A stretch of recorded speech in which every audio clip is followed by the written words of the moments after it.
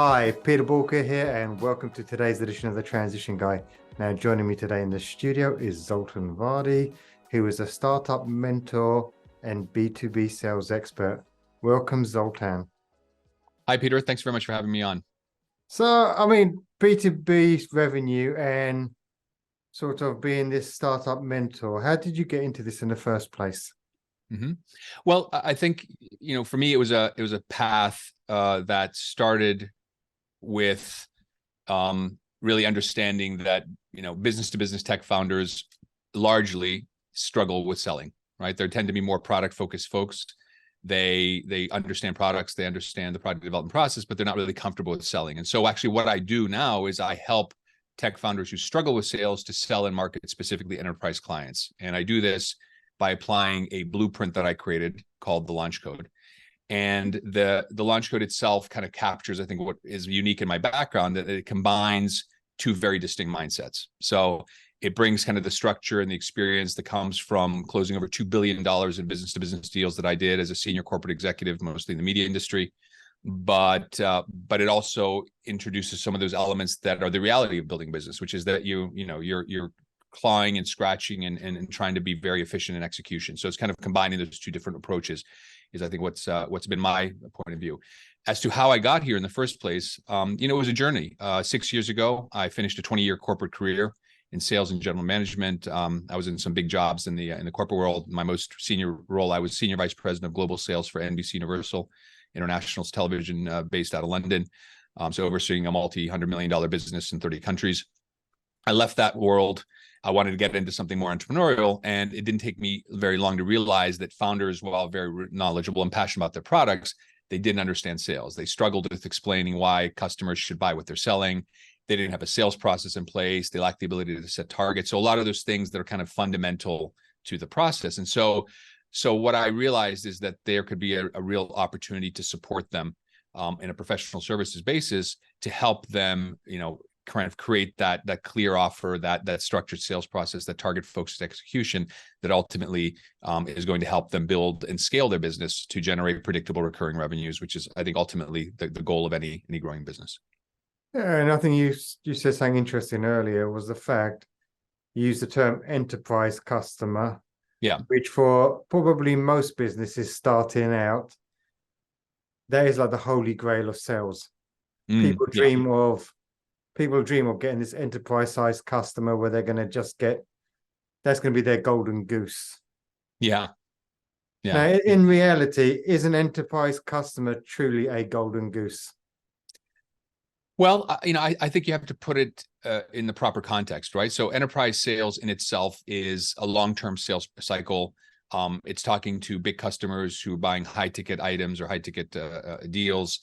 So you have to kind of prepare yourself mentally for the fact that it's going to be a long road. However, once you get to the end of that road, it's likely to generate a significant value to you as a company, because enterprise customers, while hard to gather and capture, are easier to keep because the pain of change is much greater from the customer's perspective. Long story short, I think enterprise sales is a game of patience. It's a game of focus, and it's understanding that not all enterprise customers are created equal. There are some that are more relevant for startups, and there are early stage companies, and there are ones that are not relevant. And I think understanding the difference is critical. Oh, thank you.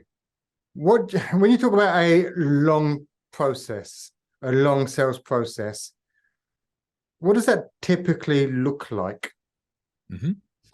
Well, I think the general accepted time span is kind of 6 to 12 months. That's a reasonable amount of time you could expect to come to an agreement with a large enterprise customer. Anything shorter than 6 months is unusual. Anything more than 12 is probably ineffective. I mean, there's something wrong there if it's taking more than 12 months. I think the way you shorten that process is, first of all, start by targeting the right type of enterprise customers. And there's a couple of things that I always tell my companies I work with to keep in mind. So I always say you have to hunt for deer and not elephants. And what that means is that, there are big lumbering organizations that are, market leaders and have very little initiative or inclination to change or to try out new things because they don't have to, right? They're the big guys. There's a whole nother layer of enterprise customers that I call the deer that are the challengers in any category, right? They're the ones that are more open to innovation because they have an internal motivation to try to become market leaders. And so trying to work with these deer in any particular segment or vertical that you target is a good way to start. The other thing I would say is you want to work mostly and target mostly companies that are privately held and not publicly traded. And the distinction there is that privately held companies generally are willing to take greater financial risk with new suppliers because they don't have these quarterly results that they have to deliver. That's not the case, of course, with publicly traded companies. The other thing I would say, you want to talk to headquarters of companies, right? So big multinationals often will have subsidiaries who may seem independent on paper, but they don't really have decision-making authority. So getting to the decision maker at headquarters level is a great way. And then the final characteristic I would emphasize is looking for companies that are what I would call startup friendly. They already have some indication that they're open to working with companies. They've got a corporate accelerating program. They've got maybe a corporate venture capital arm. Maybe they have a relevant leadership role called, head of innovation or startup relations or things like that, right? So you can always get a sense that these companies have, basically created some sort of openness to working with early companies. So, if I had to kind of capture the essence of the perfect enterprise customer for an early stage business, challenger position, privately held, strong headquarter-based decision-making, and ultimately a startup-friendly environment. These sort of, especially the deers, are there any suppliers they will tend to shy away from? Because like in the UK, there's around, and it varies. But government statistics say there may be 5.4 million SMEs. Yeah, at least sort of 4.2 or 4.3 of them would be one-man bands. Would these sort of enterprise customers typically look at the one-man bands, or would they be looking for companies that can supply with more of a substantial backup? Yeah, I think that's always a question, right? I sat on the buying side on the corporate side for many years, so I can speak to that. What's the mindset of the buyer, right? So they want to, the fundamental motivating factor of any corporation is the striving for certainty, right? That's why you have months of planning and scenario plans and meetings about what you're going to have in the meeting, right? It's all about kind of creating a really clear, certain environment. And so, working with companies that by nature are uncertain is a risk, right? So, and then you have to kind of understand that mindset. The way you can work around that is by, doing a couple of things. First, it starts with solving a problem that matters, right? So the last thing you want to do is to sell a service to an enterprise that at the end of the day doesn't really affect their bottom line or has any particular impact on their business, because that's what people are motivated to do, right? Generate new revenues, save costs. Anything else is the nice to have category. And of course, when the world is blooming and everybody's happy, then nice to have things are bought. In this environment, which we're operating now, nice to have things are set aside. So focusing on need to have problems, I think, is a really critical step. The second, you have to build credibility quickly. And this goes to your point, how do you become credible as a single operator potentially? Well, the way you do that is you, first of all, present a professional approach, right? So when you're pitching to them, you sound like and present like a professional that they can, relate to. You show your past corporate experience, potentially, if you have it, that gives them comfort that, you're talking to somebody that's got, has sat in their chair and they understand that environment. You prove that you're here to stay. So, again, as in the startup world, right, one of the things that you can do to build your credibility is to highlight your investors, the fact that you've got funding, the fact you've got runway. These are all things that build credibility. And then ultimately, once you've got those boxes ticked, I think that's where the sales portion gets into, how do you access the decision maker? How do you get an internal champion who can support you in that process? So, it's a puzzle. There are many different elements there that you have to get right in order to be successful in enterprise sales. So how do you help? So when you're helping sort of these startups, yeah, how do you help them navigate this process? So because it's quite complicated. Yeah, it is indeed. But I think, the great thing about I think my approach is that I actually try to simplify it, right? Because at the end of the day, if you have enough insight into how the process goes, then you can create a lot of simple steps in order to make it more effective and less painful. The three fundamental problems that I discovered early stage startups are they don't have a focused offer or message, right? So they can't articulate in very clear terms what problem they solve, for who, and why they're better than the competition. So the whole first pillar of the launch code is about focusing your offer and message, creating a clear value proposition, creating a clear product offering, creating messaging that gets customers to engage and believe that what you're offering them is relevant. And that's kind of pillar one.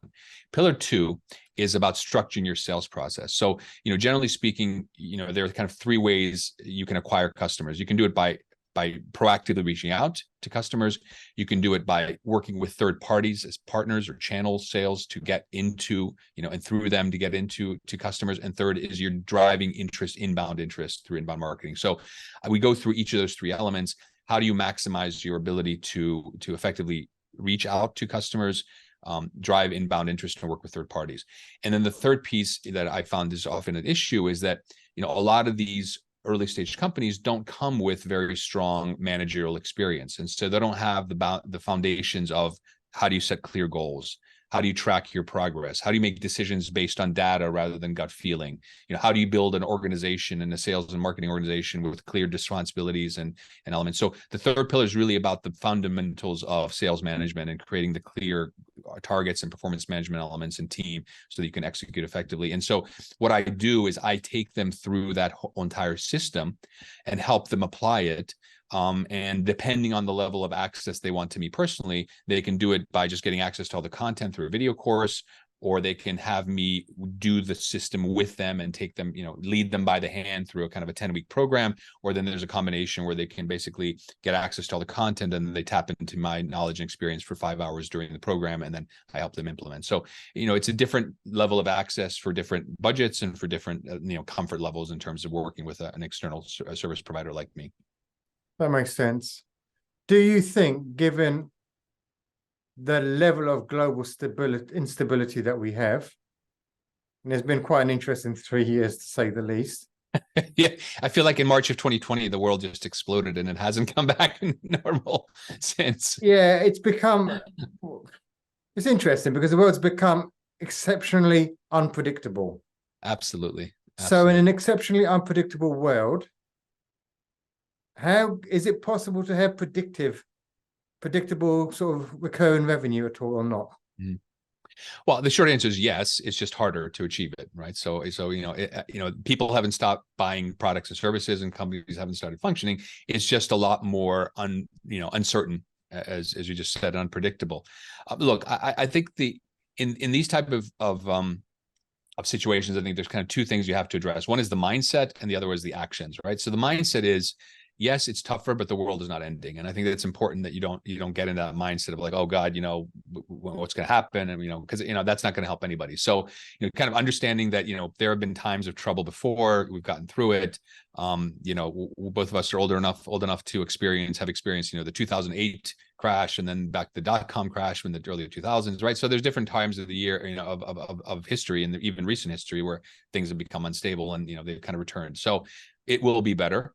But once you get the mindset down, I think the other part is you just have to do the fundamentals really, really well. And a couple of things that I always talk to my customers about is, like, the most important thing you can do when selling in this environment is keeping the funnel topped up, right? So that sales funnel of potential customers constantly has to be topped up. So you can't get into that comfort of like, oh, well, I've got enough customers now and, things will be fine, because, customers disappear. I'm also chairman of a business to business tech scale up called Entavo.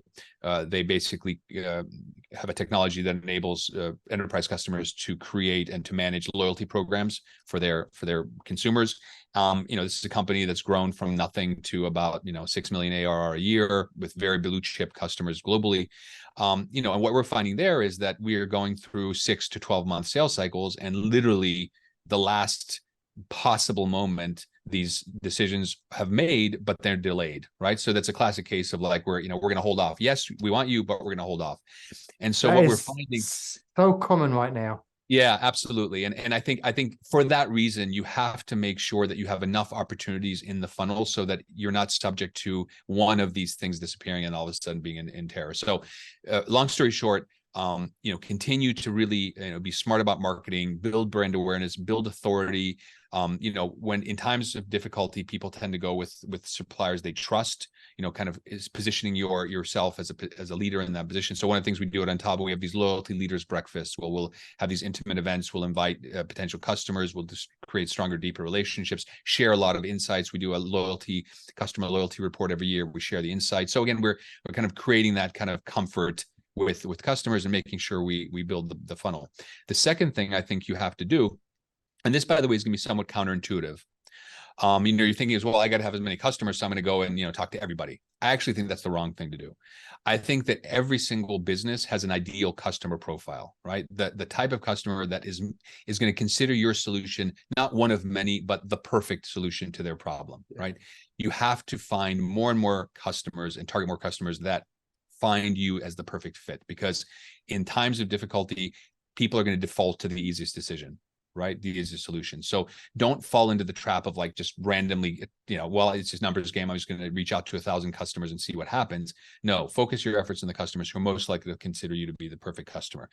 That's going to be an important thing. And then finally, I think it's really important that you don't lose sight of the long term, right? So investing into your products, investing into your team, eventually the world will return to some sense of normalcy. And the last thing you want to do is to have sucked all of the energy and resources out of your company during this time period. Be ready for when the market turns. It will turn quickly, and I think that's something that people forget, is that the market has a very short-term memory, right? When things turn, then, there's going to be a tremendous growth very quickly. And that is the problem. If you look at it, what you say is true. This will pass. We don't know when it will pass, but it will pass.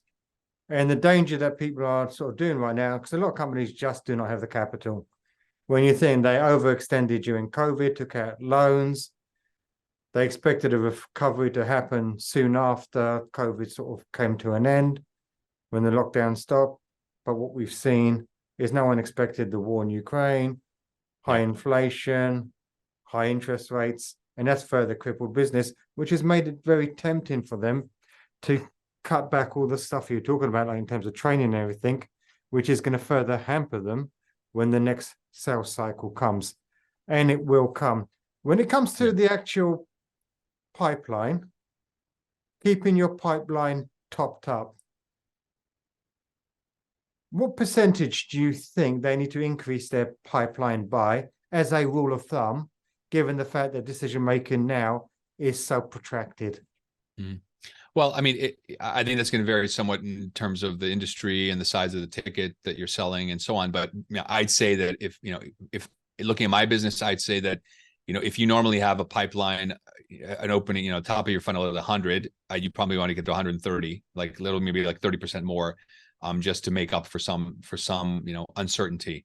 As to how much of that converts, remains to be seen. But I think, it is a matter of being, and I think, by the way, that's I think one of the toughest things about selling is, and I'm sure a lot of your listeners face this situation. It's like this feast or famine type of thing, right? Like you all of a sudden have a bunch of customers. You're like, oh, this is great, it's fantastic. Now, how am I going to deliver all these? Maybe I have to hire new people. And then 2 months later, it's like, crickets, right? And then it's this constant unpredictable Seesaw effect. Yeah. Get the work, do the work, get the work, do the work. Yeah, exactly. And I think what you need to do in this environment is particularly not fall for that feeling of comfort of like, okay, well, everything's going well, and just keep pushing, keep pressing ahead, getting more deals, getting more customers, not letting up on the gas, because I think at the end of the day, your ability, your sense of comfort is directly in proportion to the number of opportunities that you have, right? If you're leaning on 3 customers and one of them disappears, you're really screwed. If you're leaning on 30 customers and 3 of them disappear, in the grand scheme of things, who cares, right? So I think that's why it's really important that you have that breadth of opportunity in whatever you do, whether it's customers, whether it's partnerships, all these type of things. So if people are interested in sort of connecting with you and working with you, so there's a lot of people tuning in today that are going to need this help. Yeah. What's the best way to go about it? Well, I'm very active on LinkedIn, so you can find me on LinkedIn and certainly reach out to me that way. And I'd say, one of the things I'd love to connect with business to business focused founders, entrepreneurs, who are in that stage of struggling with sales, who want to sell and market to enterprise customers. And I actually want to offer an opportunity for your listeners to take advantage of a completely free offer. The first step that I do when I start working with founders, I take them through this 5-step process that I have, where they can create a crystal clear value proposition, like one sentence that explains, what problem they solve, who they solve it for, and why they're better than the competition. Kind of, this is the lowest hanging fruit, because oftentimes, this is something that a lot of people can't do very efficiently. And so what I want to share with your listeners is, if they go to zoltanvardy.com/podcast, so zoltanvardy.com/podcast, they can access a free value proposition guide from me. They can download a video. There's a worksheet to it. And once they've seen it and they feel like they want to learn more, then there's an opportunity there to set up a one-on-one call with me to learn how we can potentially work together. So I'd love to hear from relevant companies who they think would benefit from this. Perfect. Thank you so much for that kind offer. Well, it's been great having you on the show today, Zoltan. If anything resonates with you as the audience and you want more information, head over to boolkah.com and get in touch. Do you have any parting words of wisdom for the audience today? This is the one where I'm gonna have to say something that's really memorable, right? Yeah, really memorable, really profound. Not that I'm putting you on the spot or anything. Well, I'd say that in the grand scheme of things, markets change, products change, circumstances change, but the one thing that remains ever present is the importance of persistence. And I think that anybody who has taken on the incredible task of building a business, and I'm sure most of your listeners have, just keep in mind that stick with it, and ultimately, if you do it long enough, results will follow. Wise words. Well, thank you very much for being a great guest today. Thank you very much. It's been a pleasure having you. If you love today's episode, make sure that you like it, subscribe so you don't miss future episodes, and also share it with others who may benefit from wise words of Zoltan. And remember, failing to learn is learning to fail. Stay safe, everyone.